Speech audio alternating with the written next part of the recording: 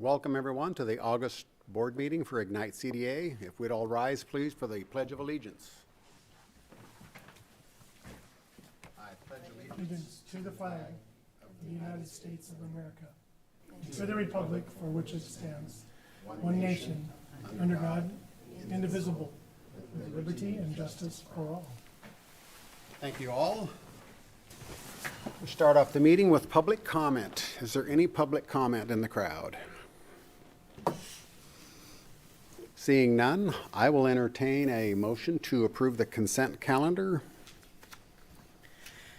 I will make a motion to approve the consent calendar for the July 16th board meeting minutes, the approval of payables as submitted, and the approval of district monthly financial statements. Second. Moved and seconded. Any discussion, corrections, questions? I did not see the minutes on the website. Were they posted?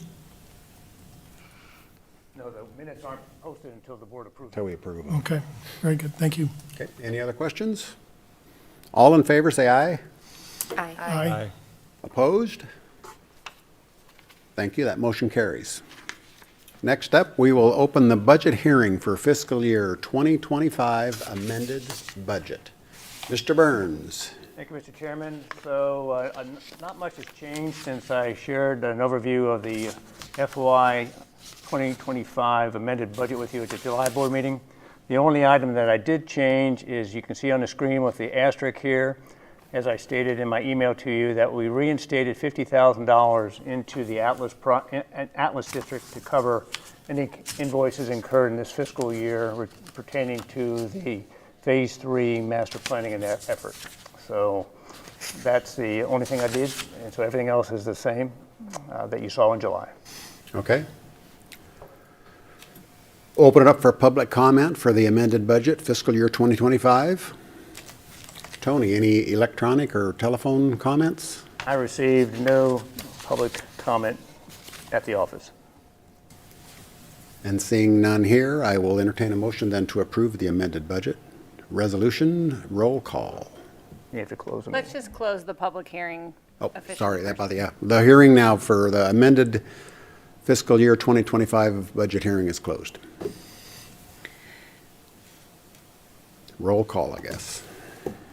We need a motion. I'll make a motion to to accept the Ignite CDA fiscal year 2025 amended budget for resolution 25-02. I will second. Moved and seconded. Any discussion at all? Okay, Roll call. roll call, please. Jester, Yes. Evans, Yes. Metz, Yes. Hoskins, Yes. Meyer. Yes. Motion carries. Thank you. Next up is the budget hearing is open for the fiscal year 2026 budget. Tony, take it away. Thank you, Mr. Chairman. You see on the screen the budget for fiscal year 2026. I shared with you at the July board meeting, went over that. Nothing has changed in this budget, so it's identical to what the board approved for publication at the July board meeting. But I'm happy to entertain any questions that you have. And as you recall, the process is that the board approves these budgets, and then we have to send those to the city by September 1st as per Idaho code so that they can put those into their budgeting process also. We'll open it up for public comment here. Was there any public comment via the telephone or electronics of any kind? I did not receive any input at all at the office. Any public comment in the crowd here? Seeing none, then I'll close the budget hearing for fiscal year 2026 and then look for a motion to approve. I'll make a motion to approve resolution 25-03, adoption of Ignite CDA fiscal year 2026 budget. Second. Moved and seconded. Any discussion? Roll call, please, Tony. Jester, Yes. Evans, Yes. Metz, Yes. Hoskins, Yes, Meyer. Yes. that motion carries.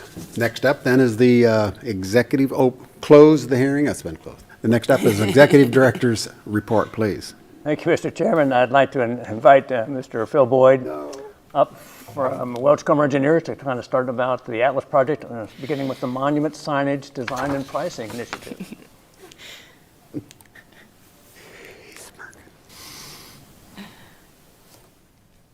Okay, thank you, Tony, Chairman Hoskin, and board members.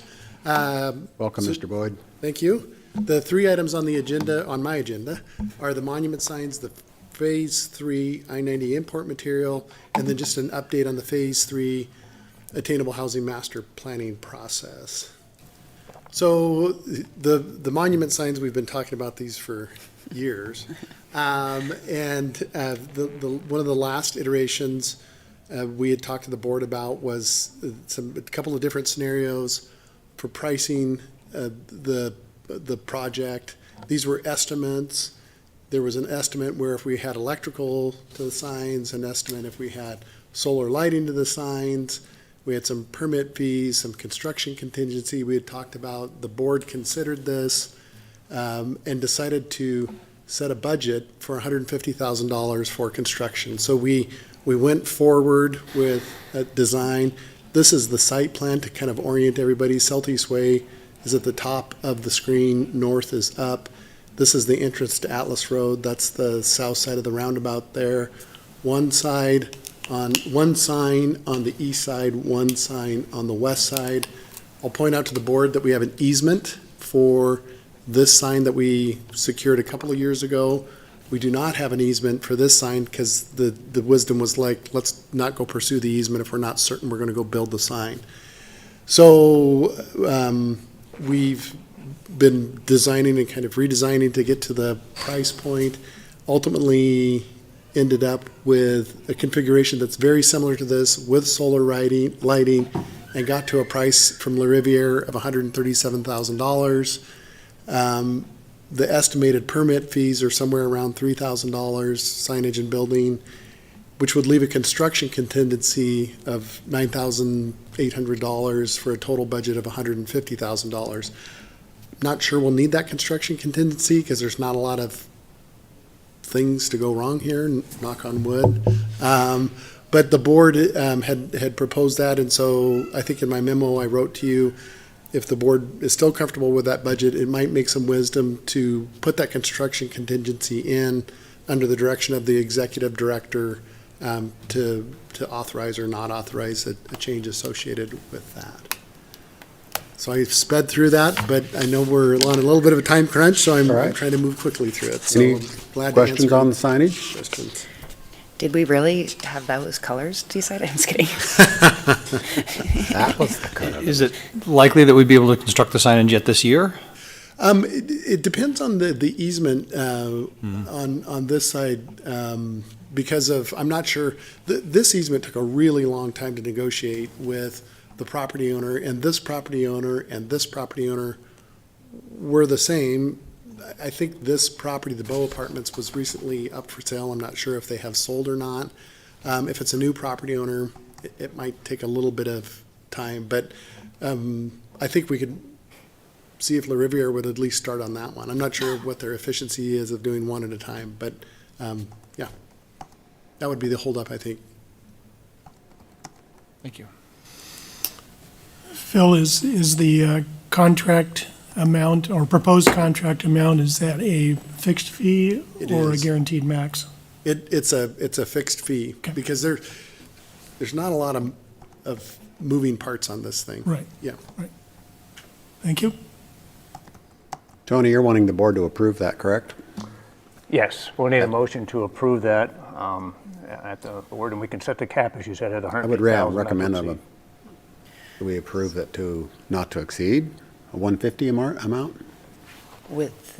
So I'll make a motion to approve or to move forward with the construction of the monument signs not to exceed $150,000 with the caveat that the executive director has the leeway to use the construction contingency as needed. I'll second that. Moved and seconded, then well stated. Anything else to talk about on that? All in favor? Aye. Opposed? Seeing none, that motion carries. Okay, thank you. Moving on to the our favorite part of the project, the Phase 3, previously known as Mount Hink, but since the mountain's gone, we just call it Phase 3 now. This is actually a photograph from September of 2024. You can see there's a bunch of soils that were tipped here at the time. There's now a bunch more soil that's tipped into this area. The board might remember that this is an area of non-structural soil that we intend to build a green space in for this cottage court here. And so we've been looking for free soils. And we knew the I-90 project was coming along. When that project was out to bid, we sent out a notification to the contractors that said, hey, we're here. If you'd like to tip your soils here, you can come tip for free, and we'll spread and compact the soils. And so ultimately, N.A. Dagerstrom was the successful bidder for I-90 East. We've been communicating with them, negotiating a tipping agreement or a land use agreement with them, which Danielle and her associate in Boise, Brandon, have been super helpful with. That was in your board packet. And so there's kind of three parts to the discussion today is the N.A. Dagerstrom agreement, which the board would be entering an agreement that says, yes, you can come and tip your soils here under these conditions and for this period of time. The next portion of the package, we'll call it, is the T. La Riviere agreement that they would be spreading and compacting the soils to a surface that we're still figuring out as part of the Atlas Phase 3 master planning process. And then our construction phase services agreement to do surveying work, quantities, pay requests, a little bit of quality control in there, and just generally administering the construction project. And so those three numbers, the N.A. Dagerstrom, there's no contract value there. T. La Riviere is a unit price contract. Back to Commissioner Jester's comment earlier, this is a unit price contract, and they get paid based on the amount of work, the amount of soils they spread and compact. And I can tell you more details about that if you'd like. And then our construction phase services agreement, and then there's the terms of those, which we should be complete in May. Our objective is to be complete in May with the anticipation to keep the Phase 3 attainable housing project moving forward, where we would get into entitlements, subdivision design, infrastructure improvements, and eventually to the point where the board can dispose of that property, sell that property. So that May 26th timeline finish this would, Yep, This phase? that would be the objective, is to finish the work prior to that time. would queue right up then with the attainable housing. So these are the action items that are both in your agenda and as part of the package here. And I'm not sure if, let me back up and just pause for a second and see if there's any questions before I get into that, because I've sped through it fairly quickly. Okay. So just to share with you that the NAD organization is fine with the agreement that we put together. They've signed it, so there's no issues with them not agreeing to any of the components of that agreement, so. Okay? So you're looking for a motion for those three items, I'm assuming? Do you want an action item for each one of those? Okay. 3 separate motions if you're willing. So then let's have a motion then for the tipping agreement, please. I would make a motion to accept the agreement for the land use tipping agreement with N.A. Dagerstrom. Second. Moved and seconded. Any further discussion, comments, questions? Seeing none, all in favor? Aye. Aye. Any opposed? Seeing none, that motion carries. Then the second motion would be for the T. La Riviere contract amendment. Is that a not to exceed, seeing as how that unit, Not to that's a exceed. unit thing? No. I'll make a motion to approve the spread and compact soils contract amendment with T. La Riviere, not to exceed $173,000. Second. Moved and seconded. Any questions on that? Comments? Seeing none, all in favor? Aye. Aye. Opposed? Thank you, that motion carries also. Then the third motion would be for the Welch Comer Phase 3 Structural Soil Spread and Compact Construction Administration Contract Amendment. I think I could say that one a little bit easier. I'll make a motion to approve the construction phase services contract amendment with Welch Comer not to exceed $24,340. Second. That motion's moved and seconded. Any questions? All in favor? Aye. Any opposed? Thank you. That motion carries also. Okay, thank you. Well, that's good progress. That's been a long time coming, and it's Yeah. exciting to get to this point.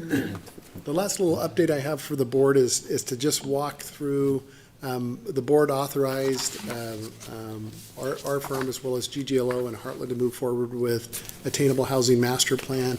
I don't think, I know we haven't walked through what the schedule is. We've started on the work, and I just have a list of the tasks here and how we're going to move through it. Right now, we're looking at the different housing mixes, the housing types that could be there, for instance, single-family, twin homes, townhomes, cottage style, stack flats. And GGLO is in the process of organizing the site and developing a couple of options for the ad hoc committee to look at. We've got a meeting scheduled for next Tuesday with the ad hoc committee. We'll present these things in a pretty conceptual form because we don't want to get ahead of what the committee's thinking about. We'll show those things on next Tuesday. Then we'll start talking to the builder community, because one of the things that's important is to make sure whatever we conceive of is marketable, buildable, hits the price points that we're all thinking. Because the last thing we want to do is get to the end and put out something and the builder say, we can't make this work. So this is an important step, and we talked a lot about this leading up to it with the ad hoc committee. Once we get that builder feedback, we'll move into estimating total project costs and putting together AMI price points, area median income, and then we'll do some concept refinement, meet with the ad hoc committee again.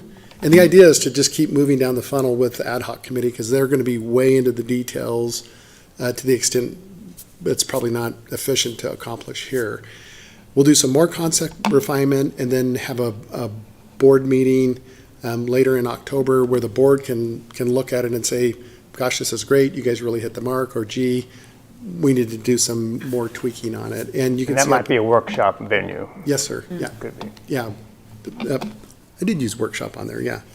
And then we would do a final plan, and then, in theory, once the plan is final, we could move into entitlements, subdivision design, and all the things, potentially a PUD if needed, to accomplish some of the densities that we're thinking about there. But just wanted to make sure the board knew we were progressing, give you a little bit of a schedule so you can understand what will be forthcoming. Glad to answer any questions. Very good. Okay. Wonderful. Yep. Very good. All right. Thank you. Thanks, Phil. That's all I have, Mr. Chairman, for Thanks, Executive Tony. Director's report. I mean, with approving that, hauling that soil, that's kind of a finished, is that structural soil conversation finished also along with monument signage? There's potentially 2 milestones we've accomplished Check 'em tonight, off. isn't In there? the Yeah, same I'm not- meeting, so- Yeah, that's a very good point. Those We have did- been a long-term That project. has been a long time going. It certainly has. Thanks, Phil. Yeah, you're welcome. Next up on the agenda is board commissioner comments. Does any commissioner have a comment? Seeing none, then I will entertain a motion to enter executive session, please. I move that we enter into executive session. Idaho Code. Under And? Idaho Code Idaho 74. Code. Under Idaho, whoa, wait a minute, I gotta get the readers on here. Go, Jim. Under Idaho Code, section 74-206. Thank you. Thank you. Section 1B, One So, Baker. subsection 1B. Do I need to read that out? if you would. Okay, that's just fine. To consider the evaluation of the Ignite CDA Executive Director. Okay, Second. moved and seconded. Any discussion? Roll call. Roll call, please. Jester, Yes. Evans, Yes. Metz, Yes. Hoskins, Yes. Meyer. Yes. Hey, Mike, we're in executive session, and that's a wrap.